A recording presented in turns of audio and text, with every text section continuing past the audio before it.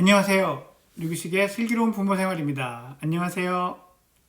이 갑자기 집에서 아이들을 더 데리고 있어야 되는 우리 부모님들께 또 사실 이전까지는 그런 어떤 교육기관에 보내고 그 다음에 돌봄 보육을 하고 이렇게 함으로써 그 아이들을 좀 이렇게 키워오셨던 많은 맞벌이 가정들 이런 분들에게 새로운 도전이고 새로운 어떤 당혹스러움이 생기고 있는 것 같습니다.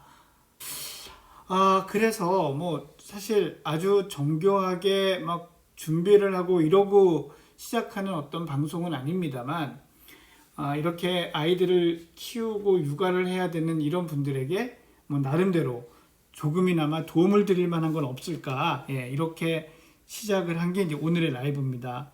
인사들 해주시네요. 안녕하세요. 잘 들린다고. 감사합니다. 너무 잘 들린다고요? 너무 잘 들리니까 조금 더 긴장이 되네요. 알겠습니다. 반갑습니다. 저도 힘낼 거고요. 여러분들도 같이 힘냈으면 좋겠습니다. 자, 그래서 뭐 저는 좀 마음으로는 일단 실질적인 도움을 좀 드리고 싶다. 그러니까 뭐 어떻게 시간을 보내고 어떻게 이거를 구성을 하고 하는 것이 좋은지 이런 것에 대한 실질적인 이야기를 하고 싶은데요. 지금 이렇게 뭐 오디오로 또 TV로 많은 분들이 들어와 주셨는데 뭐 질문 올려주시면 이 시간들 어떻게 보내고 뭘 하면 좋을지에 대한 질문들을 보내주시면 제가 이 질문에 대한 답도 같이 한번 드려보는 그런 시간들로서 이 시간들을 가져볼까 합니다. 우선 뭐 그 첫 번째 토픽은 이렇게 잡아보려고요. 집안일과 육아의 밸런스, 앞으로 이 3월 달에 어떻게 잡을 것인가, 이것에 대한 이야기부터 좀 시작을 해보려고 합니다. 제일 중요한 게 뭘까를 생각해 봤어요. 이 기간 동안을 어떻게 지내야 할 것인가. 첫 번째는 목표를 무엇으로 할 것인가가 되게 중요한 것 같아요. 이 목표를 무엇으로 할 것인가가 명확해져야, 그래야 우리 아이들을 그 시간 동안에 어떻게 시간을 안배를 하고 나는 무엇을 하고 또 우리 가족은 무엇을 하고 할지가 좀 결정이 될 것 같습니다. 사실 외부 활동 자체가 금지되는 상황은 아니지만 어디에 이동을 하거나 또는 뭐 가는 곳이 이렇게 요즘 그 다중 이용 시설이라고 하나요? 사람들이 많이 모이는 곳에 가는 것이 어려워지기 때문에 그 흔히 생각하고 할 수 있던 활동에 제약이 생긴 것도 사실이고, 많은 부모님들이 어쩔 수 없이 이제 실내에서 집안에서 활동하는 것에 초점을 맞추고 계실 텐데, 이것을 어떻게 할 것인가에 대한 고민, 이런 것들을 좀 제대로 잘 할 수 있지 않을까 합니다. 그 학원에서 오늘부터 수업을 한다고 해서 보내야 하나 쉬어야 하나 고민이라고 하셨네요. 진도는 나가고 보충은 없다라고 하셨는데, 전 그런 생각을 했어요. 저도 이제 대치동에서 그걸 하니까 그 학원들만큼은 한 단 3일, 2월 말까지만 쉬고 주말이 지난 다음에 오늘부터 이제 학원을 한다라고 하는데, 정말 스피릿이 대단하다는 생각을 했습니다. 학교는 쉬지만 학원은 쉬지 않는다. 우리는 코로나 정도 따위는 두려워하지 않고 지나가겠다라고 하는 건데요.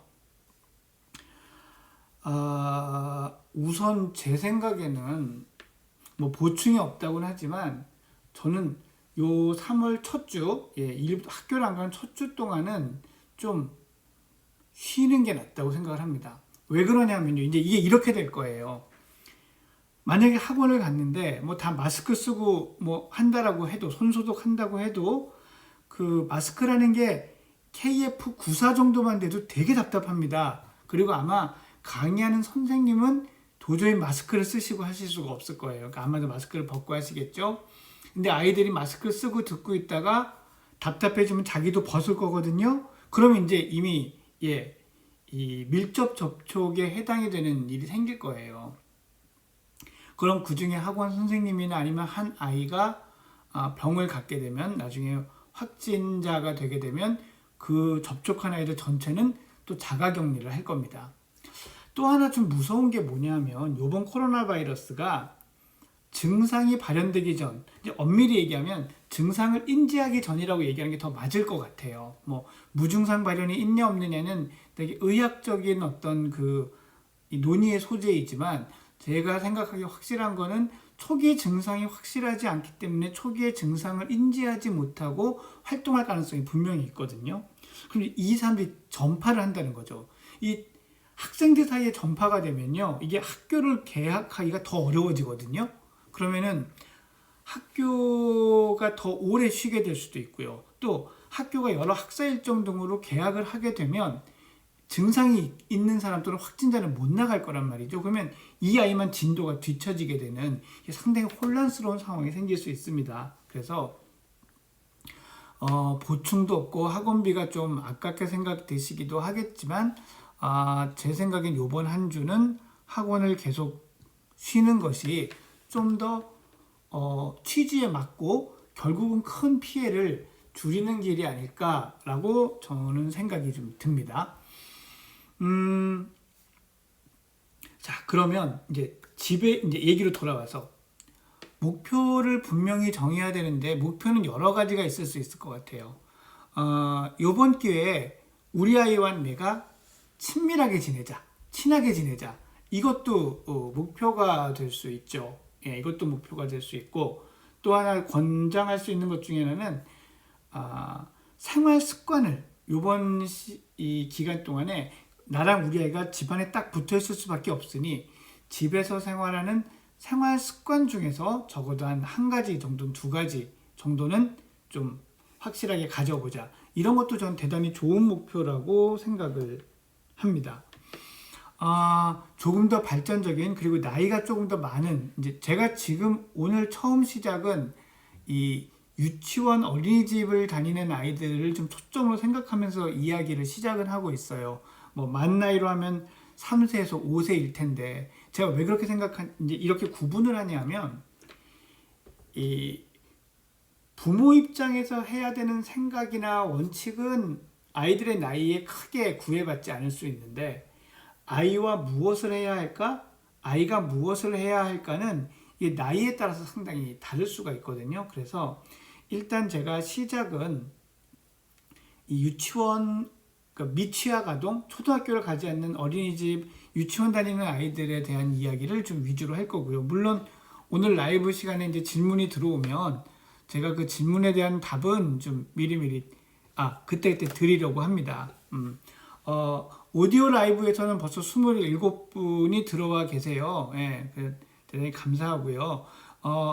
기왕이면 제가 사전 공지를 충분히 하지 못한 상태에서 하고 있기 때문에 주변에 좀 알려주시면 다 같이 더 좋은 시간이 되지 않을까 이렇게 생각을 합니다. 자, 그래서 다시 한번 정리를 해보겠습니다. 이 기간을 활용할 때 해야 될 첫 번째 일, 목표를 분명히 한다.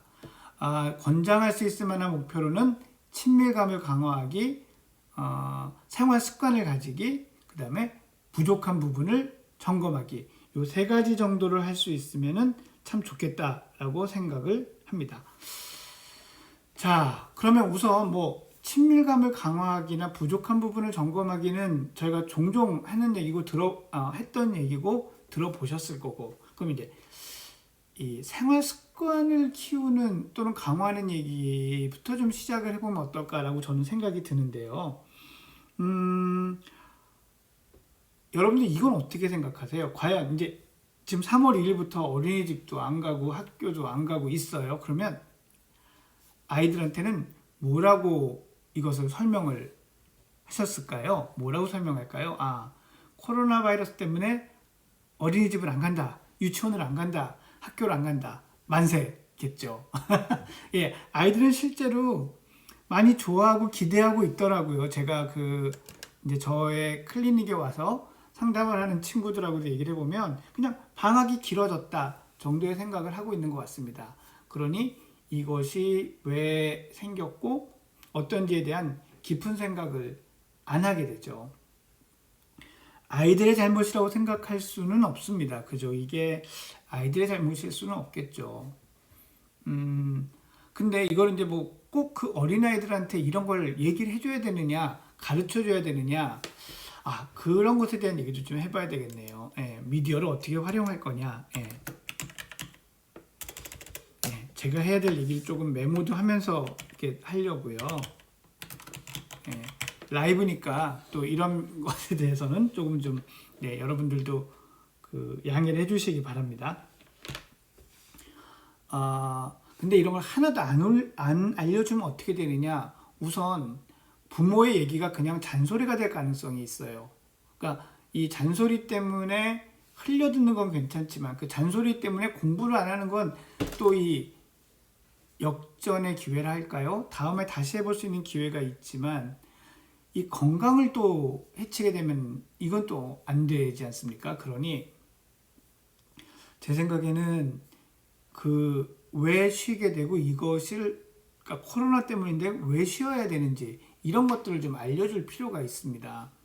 그리고 이 코로나 바이러스 감염이라는 것에 대해서도 잘 알려줄 필요가 있어요. 이게 지금 이제 우리나라도 여러 가지 여론들이 좀 술렁이고 있죠. 뭐냐면은 중국에서 입국하는 사람들을 좀 막고 통제하자라는 의견에서부터 시작을 해서 지금 이제 우리나라가 약 한 오늘 현재로 3월 2일 오전 현재로 약 한 70, 80개국에서 입국 제한 또는 입국 금지 조치를 당하고 있는데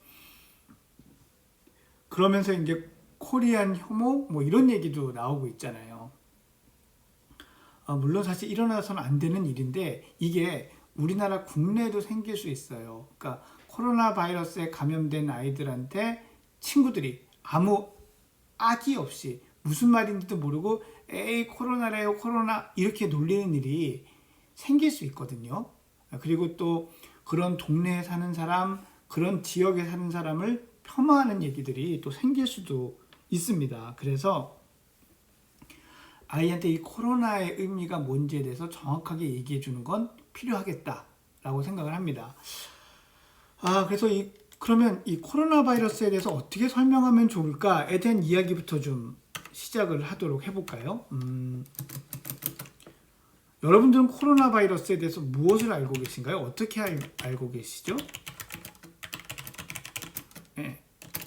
자, 코로나 바이러스라는 거는 이제 뭐 여러분 다 알고 계실 테니까 한번 정리를 해보죠. 이게 인터넷을 찾아봐도 제가 좀 정리를 하고 싶어서 찾아봤거든요. 근데 의외로 이것들을 좀 이해하기 쉽게 알기 쉽게 설명해 놓은 곳이 없습니다. 그래서 없다기보단 많지 않더라고요. 그래서 저도 참 좀 놀랐었는데 일단 아이들한테 무엇을 설명하면 좋을까에 대한 것으로만 범위를 한정을 해서 이 코로나 바이러스에 대한 이야기를 좀 해볼게요. 우선 바이러스라는 거를 알아야 되죠. 바이러스라는 거는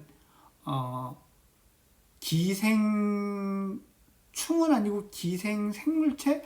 생물체도 아니고 물질도 아니고 이 바이러스는 이 생명체라고 하기에 가장 원시적인 형태 중에 하나입니다. 왜 그러냐면 소위 말하는 내가 무엇인지 를 나타낼 수 있는 자기 복제를 할 수 있는 유전 정보는 가지고 있어요. 그런데 혼자서는 독립생활을 할 수가 없어요. 심지어 어느 정도냐면 이 자기 몸의 외형, 외피라고 하는데 이 외형을 만드는 것조차 자기가 할 수 없어서 반드시 다른 세포 속에 들어가 있다가 나오면서 이 외형을 유지하게 됩니다. 이런 게 이제 바이러스인데 코로나 바이러스라는 건 뭐냐면 이 외형을 유지하는데 이 외형을 유지하는 요 외형은 좀 둥글고요. 그 다음에 아까 제가 바이러스가 다른 세포 내에서 이렇게 살아야 된다고 했잖아요. 근데 이 다른 세포 내에 들어가기 위해서 처음에 이 문을 여는 역할을 하는 이 단백질들이 있는데 물질들이 있는데 이 물질들이 이 둥근 외피에 막대기 모양처럼 막 이렇게 솟아 있습니다. 달려 있어요. 그래서 이거를 전자현미경으로 보면 마치 왕관 같다. 이제 위에서 보면 왕관 같다. 이래서 코로나 바이러스라는 이름이 붙은 겁니다. 아마 여기까지는 다 많이들 알고 계실 거라고 생각을 해요. 자, 근데 바이러스는 그러니까 다른 생물체에서 또 다른 생물체로 옮겨가면서만 살 수가 있어요. 그러니 이렇게 옮겨가는 거를 못하게 하면 바이러스는 사라질 수밖에 없죠.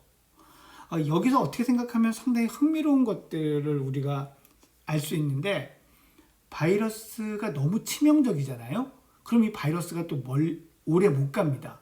이 바이러스 입장에서 봐서. 왜냐면 내가 옮겨가서 그 세포 속에 있다가 그 세포를 파괴하고 나오면서 또 퍼져나가고 해야 되는데, 이렇게 세포만 파괴시키는 게 아니라 그 옮겨간 생명체까지도 죽어버리는 거죠. 그러면 거기서 복제해서 살아있는 세포 속에서 나오기가 어려워지니까 개체수가 주니까 바이러스의 확산도 좀 줄어들게 되는 거죠. 그래서 우리 주변에 있는 바이러스는 몇몇 바이러스를 제외하고는 전파성이 아주 크지 않습니다.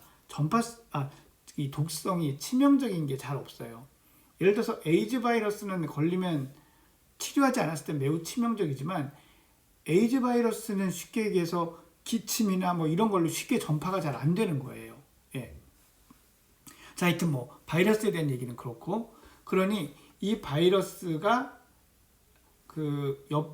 다른 사람에게로 옮는 것만 막으면 이 바이러스를 일단 퍼지는 걸 막을 수 있고, 이 바이러스의 치료는 특별한 치료제는 없지만 현재는 충분히 휴식하면서 수분을 공급하고 현재까지 다른 병에 쓰이던 치료제 중에 효과가 있다고 임상적으로 경험된 거를 쓰면 도움이 좀 되는 거죠. 그래서 치료를 할 수 있는데, 단 나이가 많으신 분이나 다른 병을 앓고 있어서 몸이 허약해지신 분, 또는 이 호흡기나 몸의 어떤 아직까지는 어디까지 영향인지 정확하게 밝혀지지는 않았지만 다른 기관에 이 병이 있으신 분들은 좀 위험할 수 있는 그런 병으로 알려져 있죠. 그러니 내가 아프지 않기 위해서도 중요하지만 다른 사람한테 병을 옮겨서 혹시 그 사람이 위험해질 수도 있는 그런 것들을 막기 위해서, 우리 다 같이 건강하기 위해서 바이러스의 전파, 옮는 걸 막아야 되는 거죠. 자, 그럼 어떻게 하면 되느냐? 여기에 이제 정부나 기관에서 많이 얘기하는 이 바이러스 예방 수칙이, 코로나 바이러스 예방 수칙이 나오는 거예요. 첫 번째가 뭐죠? 기침 예절을 지키자. 자, 기침 예절 많이 알고 계실 거예요. 이렇게 소매로 맞고 기침하는 겁니다. 우리나라는 이 기침하는 예절에 대해서 크게 강조해 오지 않았어요. 사람 앞에서 하면 안 된다 라는 정도만 얘기해서 뭐 고개를 돌린다든지, 예전에는 손으로 맞고 많이 했죠. 하지만 외국 사람들 손으로 많이 맞고 얘기하면 기겁합니다. 그리고 그냥 재채기해도 아주 싫어하죠. 자, 손으로 하면 안 되는 이유가 뭘까요? 코로나 바이러스는 우리 호흡기, 그러니까 우리 폐나 숨쉬는 여기에 들어와 있다가 침이나 기침을 통해서 밖으로 빠져나가는데, 손에다가 해요. 그러면 침이 손에 묻겠죠. 그럼 우린 이 손으로 스마트폰도 만지고 게임기도 만지고 문고리도 만지고 합니다. 그럼 거기에 다 묻겠죠. 근데 그걸 다른 사람이 쓰면 또 옮는 거죠. 그래서 절대로 손으로 하면 안 되고, 이렇게 옷 소매나 이런 걸로 해서 멀리 퍼지지도 않고 자주 만지지도 않고 하게 해야 되죠. 근데 사실 저는 지금 방송을 하면서 뭐 TV 라이브도 하고 있으니까 이렇게 좀 신경을 씁니다만, 저희 평소에는 얼굴 되게 자주 만집니다. 저는 요즘 진료할 때 마스크를 쓰고 있는데 저도 순간 느껴요. 손이 저도 모르게 얼굴로 가고 마스크로 가려고 해요. 신경 쓰지 않으면 이렇게 많이 얼굴을 만지거든요. 그래서 이런 얼굴을 만지지 않는 것도 중요하고, 손을 쓰는 것도 대단히, 그러니까 손을 통해서 전파가 된다는 것도 우리가 잘 알고 있어야 됩니다. 저는 아이들한테 이 손이 얼마나 중요한지, 손을 깨끗이 씻고 또 쓸데없는 물건들이나 이런 것들을, 또 여러 사람이 만지는 물건들을 가급적이면 만지지 않는 것, 얼굴을 만지지 않는 것, 이런 것들이 중요하다라는 것을 잘 알려줄 필요가 있다고 생각을 합니다. 이것을 이해를 해야 이 아이들이 손을 씻거든요. 네, 그래서 이 손을 씻는 것에 대한 이야기를 해야 되고요. 또 하나는 이게 다 관련된 얘기인데 아까 제가 침이나 기침을 통해서 전파된다고 했잖아요. 그러니 공기 중에 떠 있지는 않아요. 그러니까 그 사람 옆에 가까이 가니까 다 나은 사람인데 뭐 너무 옆에 가까이 가는 걸 무서워한다거나 그 사람들이 다녀간 곳에 방역이 끝났는데 안 간다거나 할 필요는 사실은 없거든요. 이 공기 중에, 그러니까 이거는 왜 얘기를 드리는 거냐면 불필요한 공포를 없애는 게 중요해요. 불필요한 공포를. 그러면 아이들은 그것으로 불안해하기도 하고 괴담을 만들어내기도 하고 그것이 걸린 사람이나 지역을 혐오할 수도 있거든요. 예. 이런 불안을 느끼는 것에 대한 질문도 한 가지를 해주셨어요. 어떤 질문을 해주셨냐면 면역에 좋은 영양제를 따로 먹여야 할까요? 하셨는데 사실 면역력이라는 걸 증강한다라는 개념은 잘 안 맞거든요. 우리 면역력은 이 외부에 들어오는 것에 대해서 충분히 반응할 수 있느냐 아니냐가 중요해요. 그러니까 면역이 약하다면 면역을 보완해주고 보충해줘야 되지만 뭘 더 한다고 면역력이 더 세져서 못 잡을 것도 잡고 이거는 사실 좀 잘못된 개념이거든요. 따라서 아이에게 어떤 면역이 좋아지는 영양제를 따로 먹여야 된다. 이것이 중요하고 이것이 필요하다. 이렇게 보지는 않습니다. 저는. 그보다는 이 아이에게 그 영양이 결핍되어 있는 부분이 뭔지를 혹시 찾아보고 그런 부분이 있다면 그런 것을 좀 보완해주는 식사나 영양소 공급 이런 것들은 필요하겠죠. 그래서 평상시보다 좀 잘 먹이고 단백질, 무기질 같은 것들을 균형 있게 먹게 하는 것은 도움이 된다고 생각합니다. 그러니 거꾸로 생각하면 역설적으로 집 밖을 안 나가고 집에서 라면만 먹는 거 이건 해로운 거죠. 왜냐하면 면역력을 떨어뜨릴 수 있으니까요. 그래서 그런 것들을 사놓고 밖에 안 나가고 그런 것만 먹는 것보다는 집에서 그래도 뭐 아주 푸짐한 요리까지는 아니더라도 그런 그 균형 잡힌 식사를 해주는 것이 사실은 더 아이에겐 좋다라고 할 수 있습니다. 지금 댓글로 이렇게 보내주신 거여서 저도 답을 드렸고요. 자, 그러면 다시 우리 이제 이 바이러스 얘기로 좀 돌아가 보죠. 그 공기 중에 떠다니지는 않기 때문에 우리가 그 기침 예절을 지키고 손을 잘 씻으면 그 옮는 것을 막을 수 있다. 이런 얘기들을 아이들한테 해주는 것이 중요합니다. 이렇게 얘기가 된 다음에 아이한테 손을 씻는 법에 대해서 자세히 가르쳐 줄 필요가 있고요. 이 손을 씻는 것을 엄마랑 같이 이렇게 해보는 것. 이거는 저는 기본적으로 집에서 아이랑 이제 쉬는 가정, 이 코로나19 때문에 학교를 안 가고 유치원을 안 가는 동안 아이와 꼭 함께 했으면 하는 그런 활동입니다. 그래서 이 손을 씻고 닦고 기침을 하는 예절 이런 것에 대해서도 잘 가르쳐 주시고요. 또 집에 아마도 그 어렸을 때부터 쓰던 체온계 하나 정도는 있으실 거예요. 가족끼리만 쓰는 거니까 그런 걸로 이렇게 그 체온을 재보는 이런 활동도 저는 좋다고 생각을 합니다. 자, 그래서 뭐 이런 코로나에 대해서 좀 알려주는 것 이런 것도 좀 필요하고요. 마스크에 대한 얘기도 좀 말씀을 나눌까요? 마스크는 그 여러 가지 뭐 지금 뭐 필터를 일반 마스크에 덧대는 것이 도움이 된다 뭐 이런 얘기들이 이제 나오고 있는데 결국 이제 이런 거거든요. 이 코로나 바이러스는 사람의 침 속에 이 비말이라고 하죠. 이 침방울 같은 거에 이제 속하는 이제 포함돼서 옮겨지는 건데 이 침방울이 보통 작은 게 한 5 마이크로미터 정도 된다고 해요. 그러면 이 마스크가 촘촘하기가 또는 이게 5 마이크로미터 보다 촘촘하면 사실 그런 것도 이제 잘 안 들어오는 거거든요. 게다가 이제 정전기 집진 필터 같은 것도 이제 그런 것들을 그 필터에 딱 묶어두니까 더 이제 안으로 안 들어오게 되는 건데 어쨌건 그 마스크의 크기가 그 정도면 된다라는 것도 사실 상식적으로 한번 생각해 볼 필요가 있습니다. 정말로 너무 그 차단도가 높은, 차폐율이 높은 마스크는 호흡하기도 곤란합니다. 이거 마스크를 여길 다 이렇게 눌러서 써야 되기 때문에, 그렇지 않으면 그게 의미가 없거든요. 그렇게 KF94, 뭐 99 이렇게 쓰는 게. 그렇기 때문에 그렇게 제대로 쓰면 호흡이 또 안 좋아져서 이걸 내리다 보면은 오히려 노출이 많이 되고 하니까 적절한 활동과 상황에 따라 적절한 걸 선택하는 것, 이게 사실은 이 지혜다, 이렇게 생각할 수 있겠습니다. 좋아요도 되게 많이 눌러주셨네요. 328개의 좋아요가 있습니다. 이렇게 또 좋아요를 보니까 되게 뿌듯한데요. 자, 제가 이 코로나 바이러스에 대한 이런 얘기들을 지금 이제 드린 이유는, 나중에 제가 후반부에 집에서 할 수 있는 활동 같은 걸 말씀드릴 때 이런 코로나 바이러스에 대한 지식 같은 것들을 아이랑 같이 나누는 이런 활동도 도움이 되겠다라는 생각에서 좀 말씀을 드린 겁니다.